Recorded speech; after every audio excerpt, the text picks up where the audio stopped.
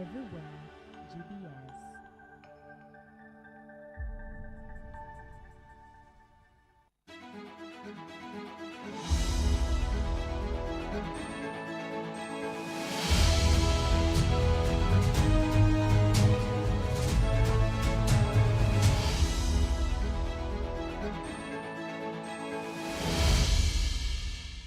From the Good News Broadcasting Studio headquarters here in Nairobi, my name is Eugene Kwach, and good evening. Welcome to the Insight Tonight. Every year on the 28th October, we commemorate the sacrifice and heroism of many Kenyans whose vision and conviction won us freedom and sovereignty. Colonialism had stripped all Kenyans of their fundamental rights. They had no land and were considered inferior in their own home. There was neither dignity nor freedom for Kenyans. Then our forefathers waged a struggle of conviction and principle, supported with no resource except the burning fire of humiliation and the indefeasible yearning for independence and respect. They were brave and noble. Many took up armed struggle in the forest, as others formed and led movements for the civil agitation for independence. The colonial reaction was repressive and brutal. Heroes were killed and imprisoned, while the rest were stigmatized and hunted down. Mashujaa Day is when we celebrate all these heroes, but we also remember to celebrate even the present heroes, the contemporary heroes, trying to make life easier and better for brother, sister, friend, and neighbor. With one accord and united in a common bond, we strive to build this nation. Good evening once more, and welcome to the Insight. Of course, this is the Insight where we make deliberate and intentional insights and conversations that are made to enlighten you and teach you and to make you see other perspectives through which maybe you will not have seen things through that. And of course, we do this through the lenses of various thought leaders, stakeholders, and political analysts, pundits, and people who matter. So today we also have one of such guys, and of course, I'm joined by Wakili Naibei Eric, who is also a familiar face on the Insight. Thank you so much for joining us for this conversation, sir. And Thank you very much. I don't know how your Mashujaa is running, even as we begin this conversation. Happy Mashujaa Day. Happy Mashujaa Day to you, Eugene, and thank you very much for the opportunity to be here today. Yes. The day has been great. It is a moment to just reflect and to appreciate those who have made our lives good in this country. Every individual who has given us a smile on our face is a hero, and we celebrate them. My hero today is every Kenyan who wakes up very early in the morning and goes out to look for something to put on their table to make their families happy. Every Kenyan who works hard and earns from their sweat is a hero worth celebrating today. We have celebrated, I think, from the official point of view, I had over 157 Kenyans being fitted as heroes, but I believe there are more Kenyans who have done so much behind the scenes, businessmen, farmers, hawkers, and even professionals in their field who have done their best to make this country what it is today through their contribution to the national revenue by paying taxes, through their efforts to make life easy, to give services that are of help to Kenyans, starting from teachers, healthcare workers, and so many more. What difference do you see in the celebration of the Mashujaa Day 2022 and the one that we are having in 2023? It's 2 years since the president took over. The true Mashujaa, if I'm not wrong. Yes. He celebrated his first last year, and this is the second. What do we have? What's the difference? Maybe I think the only slight difference is today we have a very, very specific theme where we have had to celebrate the Heroes Day, but with emphasis on the reforms we are making in the healthcare sector. Last year it was quite general and we celebrated it almost in the same manner, but this year the focus is on progress that has been made in the healthcare sector in terms of the new legislations that are intended to change the sector. But in terms of all other aspects, I think it is just a day like any other public holiday in Kenya, where we have some form of entertainment. We have few speakers making speeches. We have the president making his official speech. And I think today's celebration was quite brief. It ended quite too early. I don't know whether it is because of weather conditions or whether it was designed that way. But I think many Kenyans feel that it was so brief. Okay. Now that you're talking about you've talked about the theme of this year. I will later indulge in it, and maybe you'll tell us about the legislations in these healthcare systems and what. But slightly before we do that, I want us to look at a bit of the politics at play, even during Mashujaa Day. But one thing that is quite conspicuous is the president's speech is when he talked about, remember when he was in Nyanza and he said that this government is a government for all the people. Last week we talked about a looming rift between the president and the deputy president, because the deputy president was of this government is more of shareholders than those people who did not vote for it. But the president maintains, even in his speech today, that this government is for all the people. So what do you make of it? But first of all, let us take a listen to the remarks of the deputy president and then of the president, and then we can make meaning out of it. Ulipoamua ya kwamba Mashujaa Day italetwa hapa Kericho, mimi nilifurahi sana. Na rais, wewe na hii watu wa Kericho wanajua ni kwa nini. Na niseme watu ya Kericho, hatutachoka, rais na mimi na timu yetu, kusema asanti kwa maombi yenu na vile mlituunga mkono tukapata nafasi ya uongozi. Watu ya Kericho, asanteni sana. Na niwahakikishie wa Kenya kutoka jamii zote, kutoka kaunti zote, kutoka pembe zote za Kenya, ya kwamba hakuna Mkenya atabaguliwa na serikali ya Kenya kwa misingi ya kabila, dini ama siasa. Sisi ni ndugu moja wa taifa moja, with a common destiny as a people of Kenya. Na mimi nataka niwahakikishie ya kwamba jukumu letu, mbali na kuunganisha wa Kenya, ni kuhakikisha ya kwamba tunabadilisha taifa letu kwa miradi na mipango ya maendeleo. This is according to the president, hii ni serikali ya watu wote. Like there is no one, hakuna mtu ambaye hatabaguliwa. So it means that this is everyone's government. But according to the deputy president, rais, tunajua mbona umeleta sisi tuliposikia it has been brought to Kericho is because we know why. These people have been praying for us, praying with us, and they have been with us in this journey of the presidency. I don't know what you can make about this general, even as we move now to the real issues. But what do you make of this? Because some pundits believe that there is still a rift in what, in the line of thought, specifically of who owns the government. Yes. Thank you, Eugene. I want to believe that during Uhuru's regime, there was some policy that was put in place to make sure that public holidays are not only celebrated in Nairobi. There has been a deliberate effort to ensure that these holidays are rotated, and at least after some time we will have every county hosting these events. So for the deputy president to insinuate that the reason maybe we are in Kericho today is because the government is close to the people of Kericho than maybe any other people, I don't think that is it.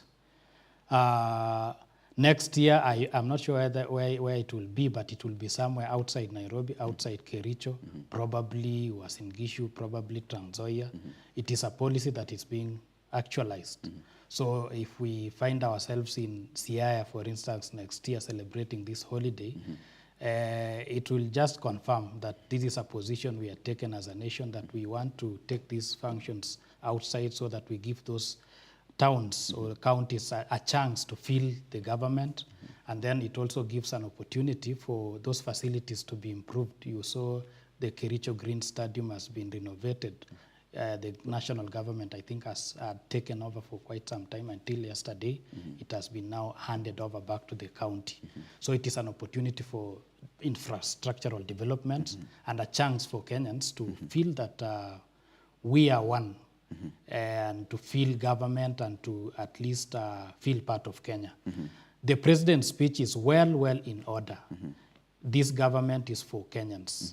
All Kenyans pay taxes. As we said sometimes back here, revenue collected is connected from all Kenyans, whether you voted for government or not, whether you supported, whether you still support this government or not, provided you pay taxes, you deserve services. Okay. So the government of Kenya Kwanza is for all Kenyans, and the president is a symbol of national unity.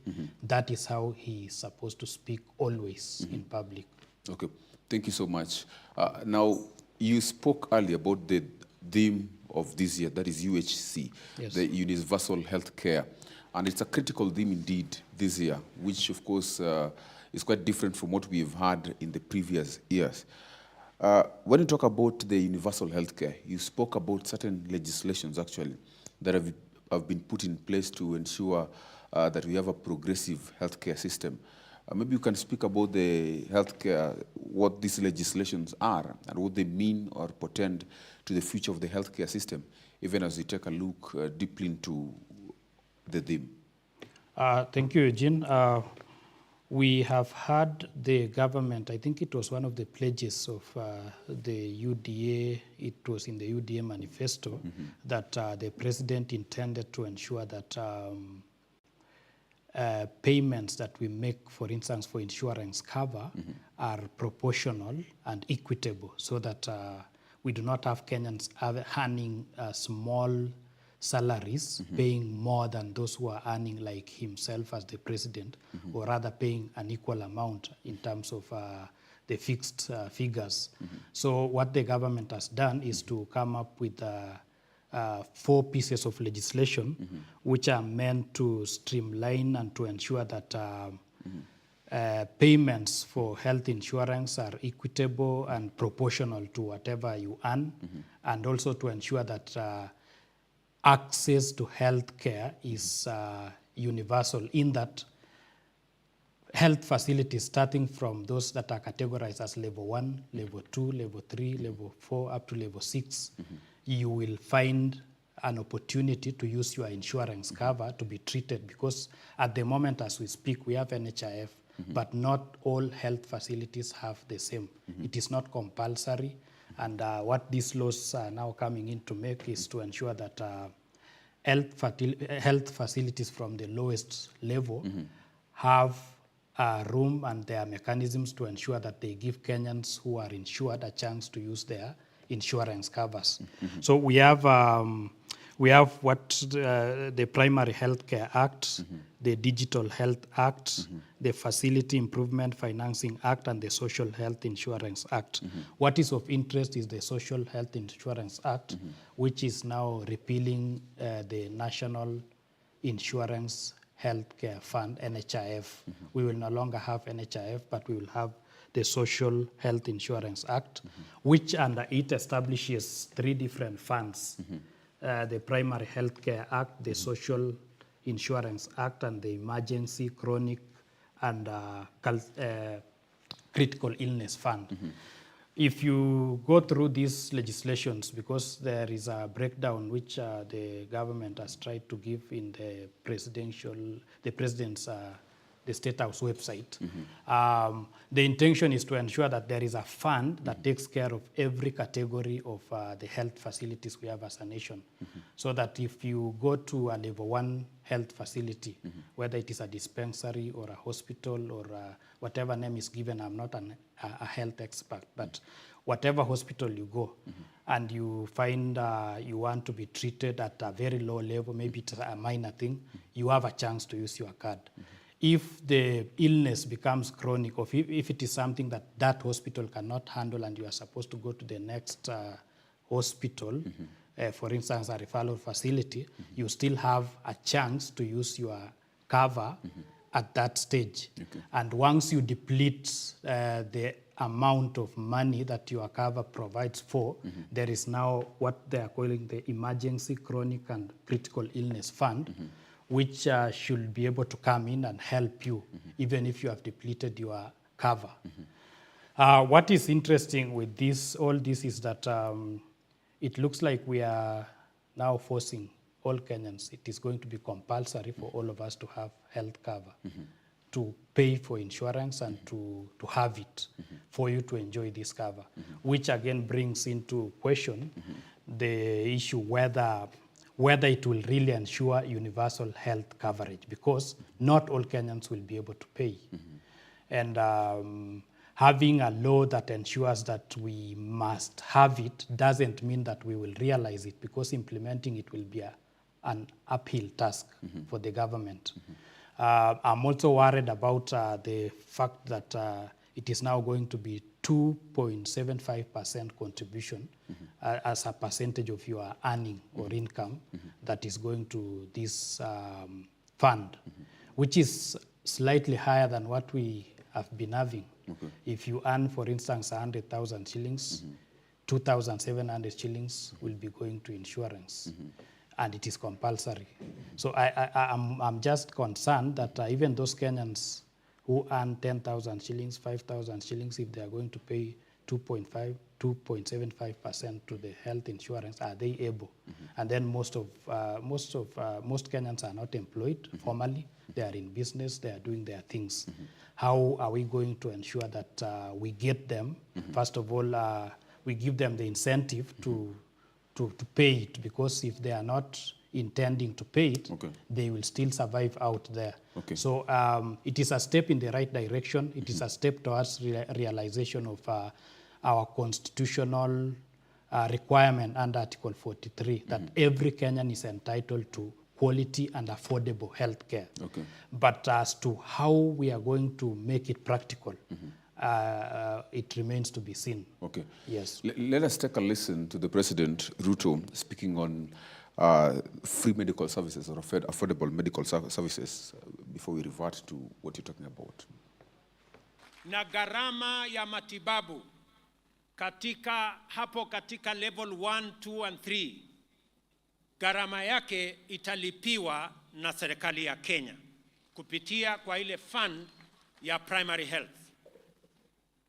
Jambo la pili, pale katika dispensary yako ya nyumbani na katika health center yako ya nyumbani, sasa Wakenya watajumuishwa katika usimamizi wa ile facility. Nyinyi katika kijiji yenu, katika mtaa wenu, nyinyi mtakuwa na kamati ya kushughulikia mambo ya afya katika dispensary yenu, katika health center yenu. Ndio kama hakuna dawa, nyinyi wenyewe mtashughulika, mjue na mtupatie habari ya kwamba hakuna dawa katika hii hospitali, ndio Wakenya waweze kupata nafasi ya kupata afya katika mahali karibu pale nyumbani. Kwa sasa Wakenya wengi wanaenda kwenye hospitali yenye iko mbali kwa sababu ile dispensary iko hapo karibu, haina dawa, haina wauguzi na haina service. So just to ask you, you've heard what the President has said. Maybe Kenyans will want to know, what is the difference between what we now have and now what has been introduced? And all these laws, how are they helping generally, because we're talking about universal healthcare system, and you've talked about some of the challenges actually that we may face because it's universal healthcare system. Those people who are earning 5,000, how will they go about this? How will this affect general? So what are the challenges? But first of all, tell us, what will be the difference between now what we are having, what is being introduced, plus all these laws, what they mean and portend for the future of healthcare system, and now what we had initially? Okay, picking from what the president just said, at the moment we have hospitals and healthcare facilities at every level. And these facilities are normally run by either the county government or the national government. If you go, for instance, to the county government, we have boards. We have boards where the county appoints board members to be in charge of those health facilities, those dispensaries and those hospitals that are of, there used to be categories. We have district and referral hospitals. There are boards which manage them. These boards are accountable to the county government and by extension to the Ministry of Health. What the president is explaining under these laws is now that we will have an opportunity for community members to mobilize themselves and to form part of the management boards for these health facilities. This is to, I think, to install transparency and accountability. Because if we have community members owning, in quotes, owning the hospitals, owning the health facilities, whenever there is a problem with healthcare workers not doing their work diligently, not reporting to work on time, or even depleting all the drugs and equipment without replacing them, then we now have the community monitoring and even giving reports to the government directly to say that in our clinic, in our dispensary, in our hospital, we do not have drugs. We have not had drugs for the last 1 week. And people are being forced to go to the next or the other hospital far away. So it is just to instill accountability and transparency and to ensure that we have health facilities that are running all the time. Because we have had this challenge across. We have government health facilities at every level, I think every ward or every location. But you find that most of the time there are not drugs and there are very few healthcare workers. And there is nobody to actually bring out the issue, to escalate the issue to the next level. Yes. So in actually implementing a sustainable healthcare system, there are certain things that actually we need to meet to address a lot of challenges actually that we are facing. Some of them we have seen in the healthcare systems. But again, what are the legal and actually the political, from a legal perspective, what are these actually, these issues that you think that we can actually do, maybe through policy and legal frameworks that can ensure that we have a sustainable healthcare system? That is the frameworks that are not yet there. Like what will make, how can we ensure that ours is as smooth as now what we even experience in the Western countries? How can we ensure that everyone is catered for? When they talk about, when the president speaks about level 1 and level 2, level 3 will be paid. What about those people who are not like, who do not earn anything? All these people, when they get sick. So these are some of the challenges that actually we are facing to getting a universal healthcare system. So how can we ensure actually through a legal framework and of course through policy that all these challenges and many others like corruption, which has affected the healthcare system, not just the healthcare system, but so many systems have been infiltrated. So how can we ensure that we solve this? I think what we've done already is a step in the right direction by enacting these pieces of legislation, these 4. We've substantially addressed most of the pressing challenges, including issues of funding and financing of. You've heard the president say that these level 1 to level 3 hospitals, the running costs will be directly handled by the government, so that those facilities, whatever revenue they collect, will not only go into them trying to survive. The government will give support.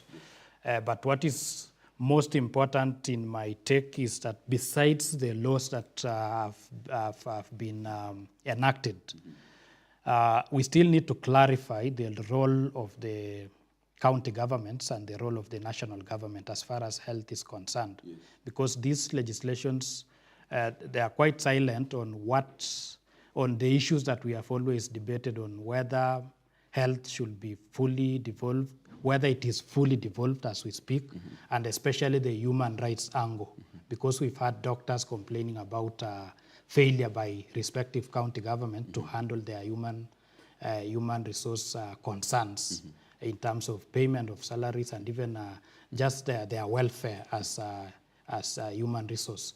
So I think that is one remaining area that we still need to address, because doctors have been calling for an equivalent of Teacher Service Commission, a health service commission that specifically handles their issues as employees of government, and also that guarantees them uniformity in terms of the salaries they earn, the time they receive their salary, so that they are not pegged on county governments getting their share of revenue from the national government. We've had counties that misprioritize or rather prioritize other sectors of their budgets and leave out healthcare workers, so that we get them going on strike. We've seen nurses and doctors going on strikes frequently for reason that they have not been paid. And it is not good that we have some counties paying on time and others not paying on time. So I think that is the pending part that we need to give focus to. If we can streamline the healthcare workers' concerns and ensure that they are comfortable, whether we are to revert them back to the national government, or whether we are to ensure that counties are fully equipped to handle them, that is a different question, but I think it is a concern that we need to address.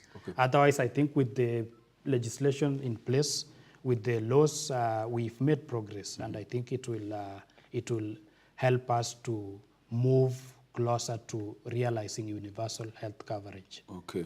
Thank you so much, Wakili. We're taking a very quick short break, but of course we'll be right back. 244 is our SMS line. At GBS TV Africa, at Dr. Kwach, that is where you get to find us on all social media platforms. Thank you, and please stay with us.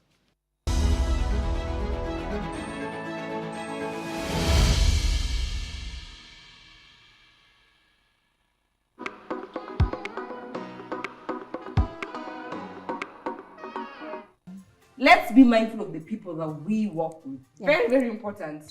Very, very important. Let's tujaribu tu. Yes, we want to make it. You have the capability of making it. But again, unatembea na nani? Who are you planning with? When you set your goals, please focus. Zoom in. Focus. And you need to deny yourself a lot of things. It doesn't come easy. When you see people are up here looking good, they've paid a price. So you want to get it so easy? My friend, what comes easy? Now the short-term goals are the ones like between January to March, like 3 months. 3 months. And that is now, when you do the short-term goals, it's like between now and then, I want to have achieved what?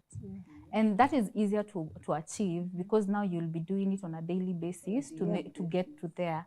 And you usually find the short-term goals are actually feeding the mid-term goals, and the mid-term goals are feeding the long-term goals.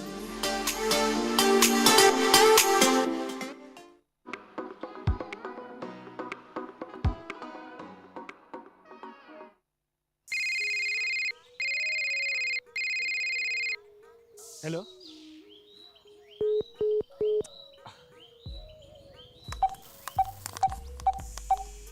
Hello? Sikia bro, kitu ambacho ukijui ni kwamba wachawi siku hizi wanafunga tai, wanavaa suti, mnaingia nao kwenye ofisi. Wanakoti paka Bible verses na wanazeka kwenye status zao. Kwa hivyo kaa vizuri na watu wenye wana vibe nao ukiwaita marafiki. Nakata simu na mimi ndo nakupigia. Wananiita Zak mjuzi, mtu bila watu, wajanja. Wana roho mbaya kama kisu cha bucha. Heshima idumu. Bwana, hii ni Art Club Art Club tunakuletea wasanii wazuri, una vibe nao, unawapenda, unawasupport, alafu wasanii wanakaa vizuri mjini. You already know what I'm doing. Sindio eh? Yeah, let's move. Baby, mi nataka mi nawe tuendeshe ndege twende mbali. Don't you hesitate, take my hand. Ora nigwedete moyo wetu, shika mkono wangu dokamake. Look into my eyes, I love you. I feel the pressure when I look into your eyes. Wow. Kazi fiti, man. Unaitwa nani? Nashukuru. Naitwa Kabaru. Kabaru. Kabaru, what do you do apart from singing? Mimi msanii tu. Mimi msanii. That's a good work, bro. Manze, asante man, asante sana. So, schedule yako ikoaje on Friday? Mimi niko sawa. What do you have for me? So, kuna show fulani yenye mimi host inaitwa Art Club. I want to there from 8:30 mpaka 9. Bet. GPS TV. That's what's up. That's what's up. Sawa sawa? Manze. To meet hapo. Basa. Don't miss. Okay.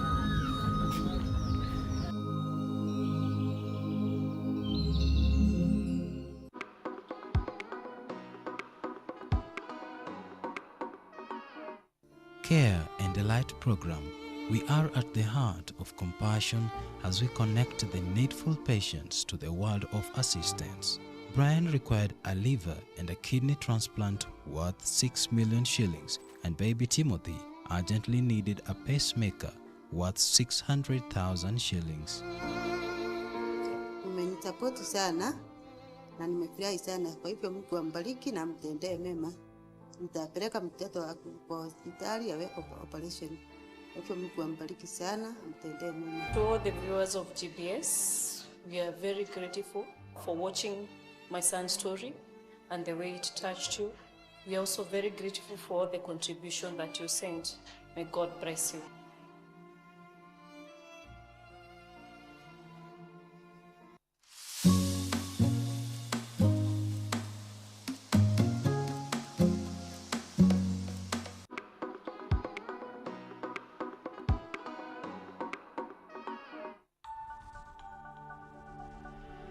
Everywhere, GBS.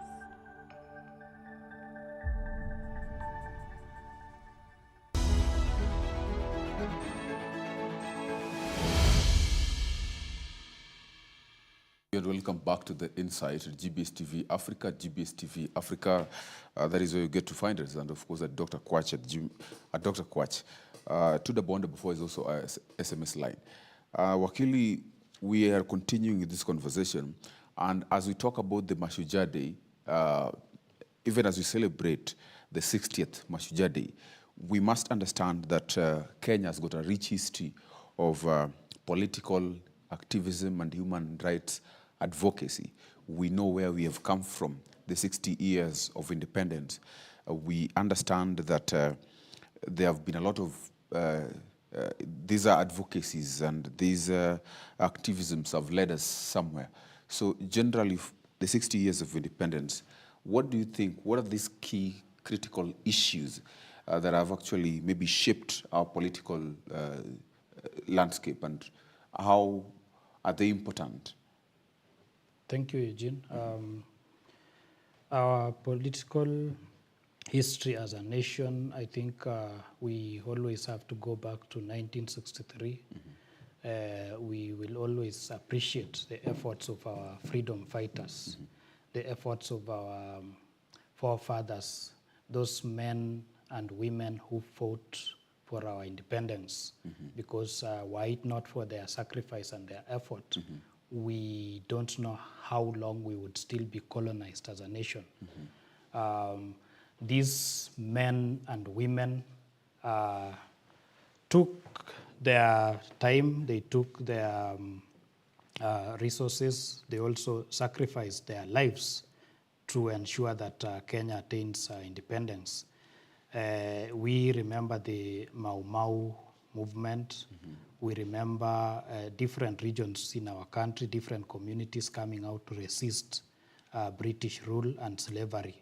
And we will always appreciate their efforts because they laid the foundation for the establishment of what we call a republic today.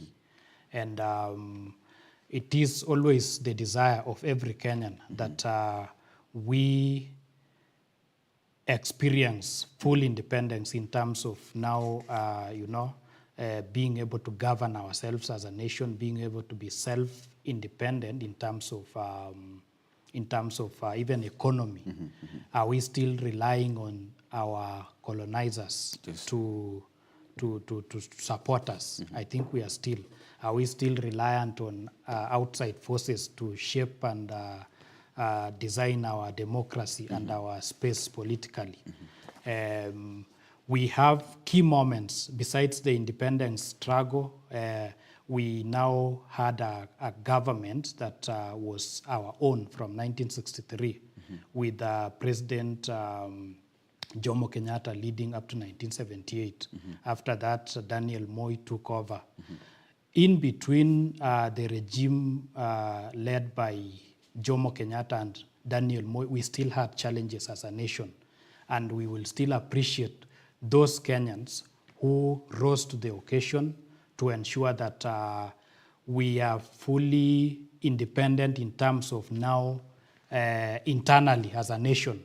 Because even after we chased away the colonialists, we still had challenges of our leaders being corrupt, our leaders being dictatorial, our leaders not allowing all parts of Kenya to grow at the same time, and even trying to strangle the political space. The 1990, 91, 92 struggle is of significance because that is when we had Kenyans agitating for multi-party democracy. We repealed what we call Section 2A of the previous constitution that actually ensured that we only had one political party, KANU. And those individuals, I think they are worth remembering, they are always worth appreciating because it is for that reason that today we have so many political parties. We have a political space that allows any Kenyan to register a political party, to form an association and to do political activities and to even challenge government.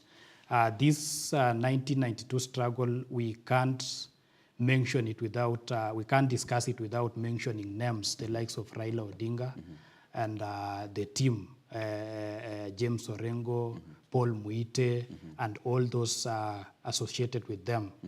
Without that kind of struggle, we may not have reached here today as a nation because we normally rank ourselves as 20 years ahead of countries like Uganda.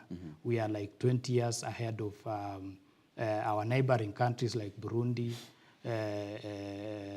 even Somalia. Somalia is, I can say, is 50 years behind us in terms of democracy because they are still even fighting to ensure that they have a legitimate president in place.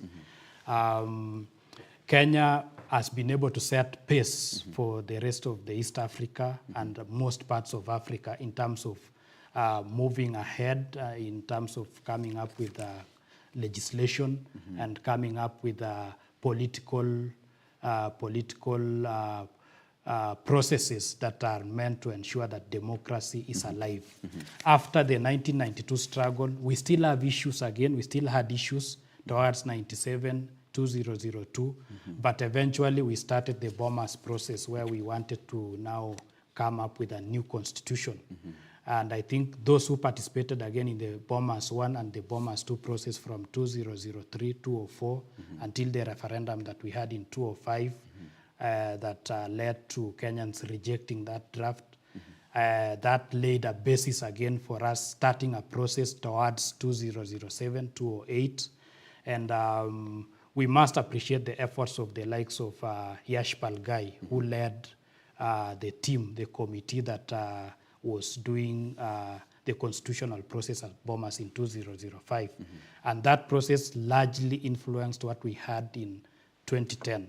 Because prior to the 2010 constitution, we had the 2007-2008 post-election violence, which forced us as a nation to sit down and to now agree that it was urgent. Even if 205 had failed, it became urgent for Kenyans to have a new constitutional dispensation. And most Kenyans were for the opinion that we needed a new law that would protect the political space as well as the human rights space. That's why after the 2008 post-election violence, gathering and having learned from the painful process that we went through, killing each other and fighting and destroying property, we had to come up with the 2010 Constitution, which largely is considered as progressive. It is considered as a modern piece of legislation that is comparable to the one in the USA. We now have a political space, a human rights framework that is largely in line with international standards. And post 2010, we are now trying to see the gaps and to try to at least fill gaps, but nobody, as we speak, is saying that we want to do away with that constitution. Largely, all our leaders, Kenyans, and even opinion leaders think that this constitution is still good. What we need is to just address a few areas which I think are subject to the discussion and the process that has been going on at BOMAS, the National Dialogue Committee. But I can say that the efforts of our independence fighters, those ones who led the second, what we call the second liberation, that 1992 struggle to have multi-party democracy, and those who ensured that this constitution was passed, because this constitution was supported by 67% Kenyans. That was a high percentage, given the kind of resistance that it received and the kind of misinformation that was there at the moment about it. I consider the persons behind this constitution heroes, and the persons behind the second liberation, that is the repealing of Section 2A of the 1969 Constitution, and our freedom fighters, the best in terms of people who have shaped our current political space and the human rights space. Yeah. Yes, but even as we discuss about the what had happened in the past, like how these incidences have actually shaped what we now have, there is something that is so imminent or conspicuous in what you're saying, because when you speak about even the current system that we have of governance and democracy, then you're saying that it aligns the international standards akin to that of the United States of America. Then it shows just how much our kind of system and democracy is still controlled by the Western standards. So I'm even asking that when even you look at our foreign policy generally, we as Kenyans, we are now heading to Haiti, amongst other issues that that is happening. Just look at our foreign policy generally, what has been happening. We have been aligning ourselves to the West. Do you think this is where even our forefathers wanted us to be? Because I take a look back, and the likes of Tom Mboya, they had actually supported a non-alignment policy where we were not going to align ourselves either to the West, to the East, or whatever. What do you think about these issues that I'm speaking about, and even particularly about the non-alignment policy? Do you think it's quite healthy of us to align ourselves to these superpowers? I don't think it is healthy for us to appear to be aligning ourselves and looking like we are begging. We are constantly begging and submitting to these foreign authorities. Yes. We as a nation have sufficient resources. We have sufficient human capital. We have all it takes to lead a nation independently. But we have been conditioned to believe that if we don't align to these foreign superpowers, we will collapse. And it is unfortunate that even after independence, as Africans, we continue to mismanage our own resources. We continue to mismanage our own governance processes by still encouraging dictatorial regimes, by encouraging corruption, and by encouraging tribalism and nepotism. Because if we got independence and started on a good note, ensuring that we manage our resources in a way that promotes and helps us, because I want to believe that it is because of corruption that we normally have budget deficits. The reason we have issues with even paying off debts, foreign debts, is because of how we manage our own revenue. Okay. So if we did away with corruption, if we did away with tribalism, ethnicity, and ensured that we have systems that are, democracy is considered as a borrowed concept, but it is a good one. It is not bad to borrow values that are important for us. If we continued to ensure that our democratic space is free, it is fair for all, I don't think these foreign nationals will have a way to control us. The reason we are still controlled and we still want to align ourselves is because we are in a pit in terms of debt that we are supposed to pay. If we don't align, we cut off foreign funding, foreign investors may not still come to Kenya, and these the debts that have accrued will be a huge problem for us. Okay. So if the government is to make progress, I think it will start with us making our house orderly. Okay. Let's seal corruption loopholes. Let's try to raise revenue that is able to cater for us. As we get financially independent, it will be easier for us to be politically independent and even to be independent from relying on foreign support and foreign funding. Okay. Thank you so much. Let us delve into another issue, which of course is also part of what you were talking about. And you've talked, largely mentioned about democracy. And when you talk about a better democracy, we also understand that the electoral system must also be which is just and fair.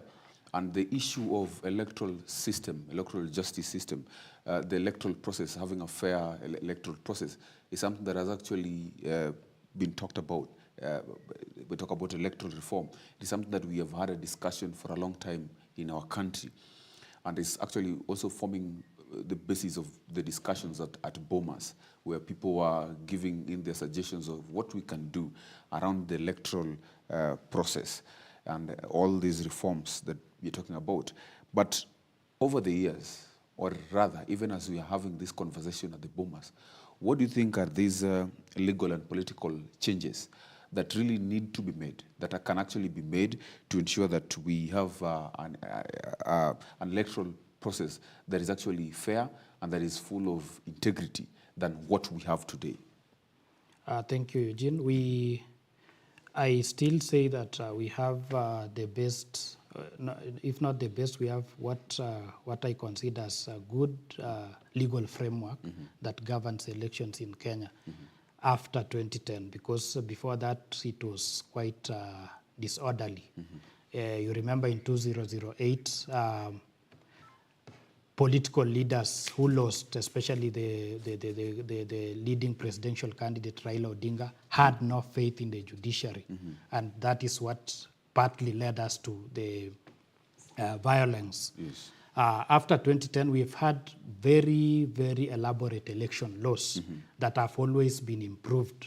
There have been constant amendments from 2010. You remember in 2016, 2017, the ODM faction, or rather the opposition faction, led in agitating for reform and review of election laws. Yes. We even had to ensure that technology becomes part and parcel of our electoral process.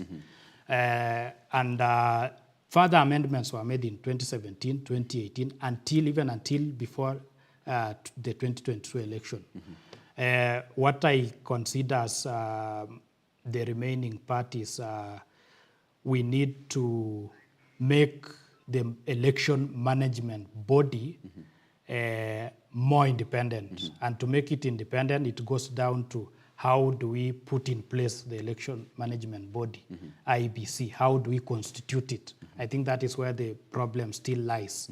Because in terms of making use of technology in the election process, we've done enough in terms of legislation. We've done enough in terms of ensuring that all previous loopholes where some Kenyans felt that the process was not fair have been sealed. We now have a functioning judiciary that is able to hold the IEBC and the election process to account. So the remaining part, I think, that the BOMAS process, the National Dialogue Committee needs to address is how we constitute the election management body and how we can make it as neutral as possible, so that as we go into elections in 2027, can we have majority of Kenyans feeling that this body is neutral, because the perception has always been governments, the governments in place have always had control over the election body, so that the other people who are not in government go into election feeling threatened. They are always not confident about the election management body. So how do we handle it? Because we've had IBC, and even previously we had the Electoral Commission of Kenya, the ECK, led by Kenyans and commissioners who are Kenyans. Currently, there are proposals that we have an election management body that is comprised of political representatives from both sides, so that if we have both political factions or all political factions contributing to its establishment, then all of them should be confident with it, given that they have played a role in establishing it. But I think it may also boil down to us as Kenyans ensuring that we hold the election process accountable from the lowest level. And we have a role as Kenyans to play, because besides the election management body, all of us have a role to ensure that it is free and fair from the polling station until the tallying center. Okay, thank you. You've mentioned quite a lot on issues of what actually I wanted to ask you, but we have corruption as a case that actually has affected, has infiltrated the electoral system, because we put people who maybe are trustworthy, people who have got all and everything to be there, but we have always said that they're corrupt, this and this, and they do. So corruption generally has affected and infiltrated our systems, be it electoral systems, but not just electoral systems alone, but even when we take a look at our economy, we've talked about corruption, which has actually seen us not reach our goals. And you have actually even mentioned that corruption has actually even seen us have a short what? When we talk about our finances, yeah, generally we are not meeting deficits. Yeah, we're having financial deficits because of corruption. So I want us to take a look at corruption generally and how these governments are actually trying to solve these issues. But let us talk about President William Ruto. He has come up and actually is an adamant about the Mambo ni Matatu slogan, as he says, Mambo ni Matatu. But now the question is Mambo ni Matatu just a mere slogan? Is the president doing something about corruption? And when we talk about us having deficits because of corruption, the president also is aware of this, and he even says that he will atalinda taxes zetu. Let us take a look at what the president says about this particularly, even as we go on. Pesa zenu munazolipa kwa ushuru, kwa jasho lenu, pesa zenu ambazo tunakusanya katika kaunti zetu, kwa levies, kwa taxes na kwa njia zingine zote, pesa zenu zitatumika kwa njia inayofaa, haitafujwa, haitaibiwa, wafisadi hawatanyemelea, na tayari nimetangaza katika taifa letu la Kenya, na mtaona mambo hivi karibuni, ya kwamba wale wote wanahusika na kuiba pesa ya Wakenya na mambo ya ufisadi na mambo ya ukora, mambo yao ni matatu. na nyinyi mnajua vile nimesema. Quite interesting. He says that tayari nimetangaza na mtaona hivi karibuni. Then he says mambo yao ni matatu. It's a slogan, like he has said it quite a number of times. But we are not seeing what I can say deliberate actions or maybe leaders maybe being taken to, because for a long time Kenya, as we know it, the political class has scored their, have been having, settling their scores through maybe the EACC, all those institutions that are actually made to fight corruption. They're just majorly to settle scores among the political class, or rather even the leaders who are at the top leadership positions. But for quite a long time, we have not seen a deliberate effort by the government to hold the people who are working for it and in it very, very accountable to ensure that mali ya watu wenyewe haifujwi. So what do you think will be different going on? What are the deliberate efforts, or what are these efforts that are even being taken by the government so far? Thank you, Eugene. Actually, the slogan, I hope you are aware that the president has trademarked that slogan. It is now for his exclusive use. Mm-hmm. You are not allowed to use it commercially as without his permission. Mm-hmm. By trademarking it, I think he's also trying to ensure that no one else takes advantage of it to either misapply it or rather to, because trademarking it is in the commercial sense. Don't use it for business without consulting him. But also maybe don't misuse it, or rather don't steal it and use it maybe because I know he's in the political process, and maybe towards 2027 he might want to still continue riding on that slogan. But what lies behind that slogan is a message that is coming out clear that the president now wants to take charge of the fight against corruption. And if he wants to take charge of the fight against corruption, it is quite an uphill task. And I can say I sympathize with him, because now the buck stops at him. Okay. It looks like he will be in charge, and he will ensure that every corrupt Kenyan faces the three consequences. Okay.